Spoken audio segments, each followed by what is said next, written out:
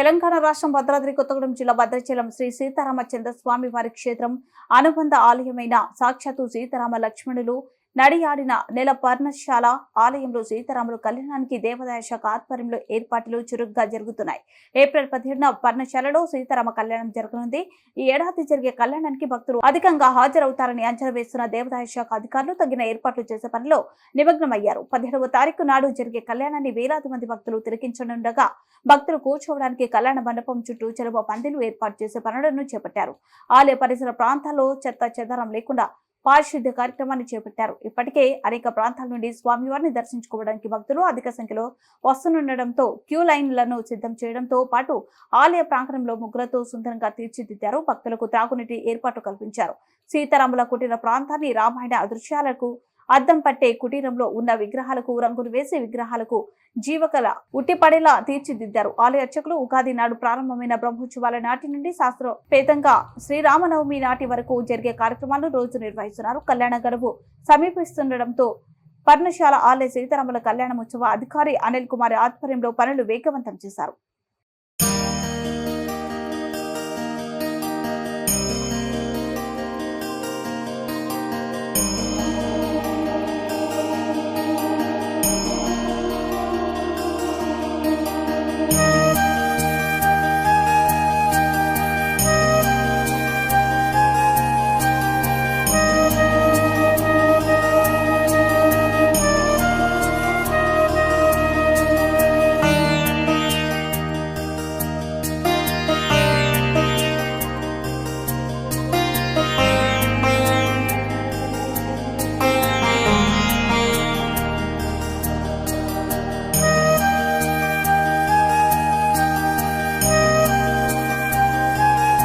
దేవాదాయ శాఖ ఆధ్వర్యంలోని ఏ ఏర్పాట్లు చేపడుతున్నారో ఇప్పుడు మన పనసాల ఫెస్టివల్ ఇన్ఛార్జి అనిల్ కుమార్ గారిని అది తెలుసుకుందాం.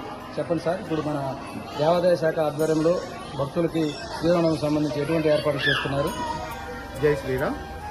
పర్ణశాల భద్రాద్రి దివ్యక్షేత్రానికి అనుబంధ ఆలయమైంది. ఈ నెల 17న జరుగుతున్న శ్రీరామనవమి కళ్యాణానికి సంబంధించి మా ఈవో గారి ముందస్తు ఆదేశాల మేరకు అన్ని పనులు సత్వరంగా పూర్తి చేయడం జరిగింది. వచ్చే భక్తులు అధికంగా వస్తారని ఈ సంవత్సరం మేము ఎస్టిమేట్ వేసుకుంటున్నాము. తదనుగుణంగా అన్ని ఏర్పాట్లను కూడా ముందస్తుగానే పూర్తి చేసుకుంటున్నాము. ఇప్పటికే కళ్యాణ మండపం చక్రాలు కానీ షెడ్లు కానీ పూర్తి చేశాము. ఆలయంలో కూడా ట్రెడిషన్ లుక్ ఉండేలాగా అన్నిటికీ రంగులు వేసి అన్నిటికీ ముస్తాబు చేయడం జరిగింది.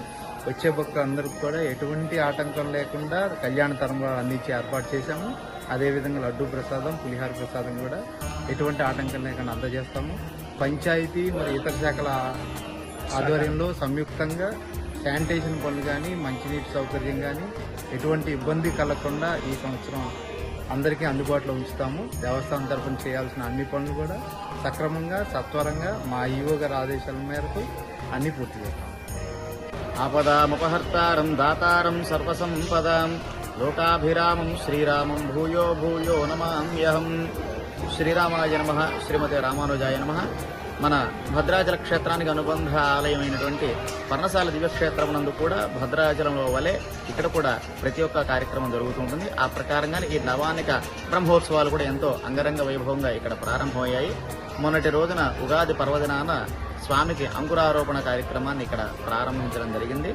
కళ్యాణ ప్రక్రియలో ఉండేటువంటి భాగంగా నవానిక దీక్ష మనకి సప్తమి నుంచి పౌర్ణమి వరకు ఉండేటువంటి 9 రోజులు నవానిక బ్రహ్మోత్సవాలుగా మనకి ఆగమ శాస్త్రాల ద్వారా పరిగణింపబడుతున్నది. ఆ నవానిక బ్రహ్మోత్సవ దీక్ష సప్తమి రోజున అంటే రేపు 15వ తారీఖున ప్రారంభమవుతున్నది. ప్రారంభించేటువంటి సమయంలో అగ్ని ప్రతిష్ఠతోటి ఈ యొక్క నవానిక దీక్ష ప్రారంభమవుతుంది. అగ్ని ప్రతిష్ఠ తదుపరి ధ్వజారోహణ కార్యక్రమం. మనం ఏ విధంగా అయితే మన ఇళ్లలో కానీ ఏదైనా కార్యక్రమాలు నిర్వహించుకునేటప్పుడు బంధుమిత్రులను ఏ విధంగా అయితే మనం అందరూ కూడా సాధారణంగా ఆహ్వానిస్తాము, ఆ విధంగా స్వామి యొక్క అధినాయకుడైనటువంటి గరుత్మంతుణ్ణి ఈ యొక్క స్వామి యొక్క కళ్యాణానికి ఆహ్వానించవలసిందిగా స్వామికి చేసేటువంటి ఒక ఉత్సవం ఈ యొక్క గరుడోత్సవం కానీ ధ్వజారోహణ కార్యక్రమం అంటారు. ఆ ధ్వజారోహణ కార్యక్రమం రోజు రాత్రి దేవత ఆహ్వానం, తర్వాత అష్టదిక్పాలక బలి ప్రదానం, తర్వాత బేరీ పూజ అనేటువంటి కార్యక్రమాలు ఇక్కడ నిర్వహించడం జరుగుతుంది.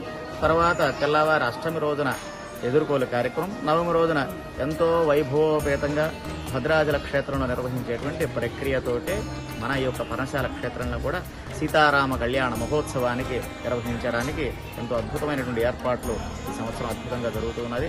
కార్యనిర్వహణాధికారి ఎల్ రమాదేవి గారి యొక్క ఆధ్వర్యంలో ఇక్కడ ఆలయ అధికారి అనిల్ గారి ప్రత్యక్ష పర్యవేక్షణలో ఈ యొక్క బ్రహ్మోత్సవాలను కూడా నిర్వహించడం జరుగుతున్నది.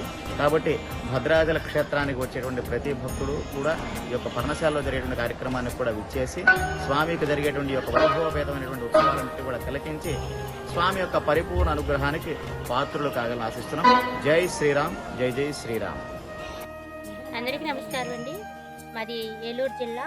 మేము పులపారు కవాలంక నుంచి మా కొల్లేటి గ్రామం నుంచి మా 46 గ్రామాల నుంచి కూడా మేము సభ్యులు 48 సంవత్సరాల మట్టుగా మా పౌరుకుల నుంచి కూడా మేము అడవులంట నడుచుకుంటా ఆడుకుంటా వంటలో బస్సు వేసుకుంటూ వస్తుంటున్నాము. ఇక్కడ మేము పర్ణశాల ఈ రోజుకి 5వ రోజు అండి. 5వ రోజున మేము ఈ పిల్ల జల్లతో పసిపిల్లలతో ముసలితో వృద్ధులతో మేము ఈ పరాంగణంలో ఉన్నాము. మాకు ఇంక ఇక్కడ నీడ అనేది సదుపాయం లేదు. కొంచెం వాటర్ ప్రాబ్లంగా ఉంది. మేము ఎప్పుడు కూడా ప్రతి సంవత్సరం కూడా వస్తాము. ఇదేదో ఈ రోజు కొత్త కాదు. ప్రతి సంవత్సరం వచ్చినప్పుడు ఈ సభ్యులు పసిపిల్లలతో వాళ్ళతో ఎలా ఉంటారో కొంచెం కమిటీ వారు అర్థం చేసుకుని మాకు ఈ సదుపాయాలు కల్పించాలని మేము కోరుకుంటున్నాము.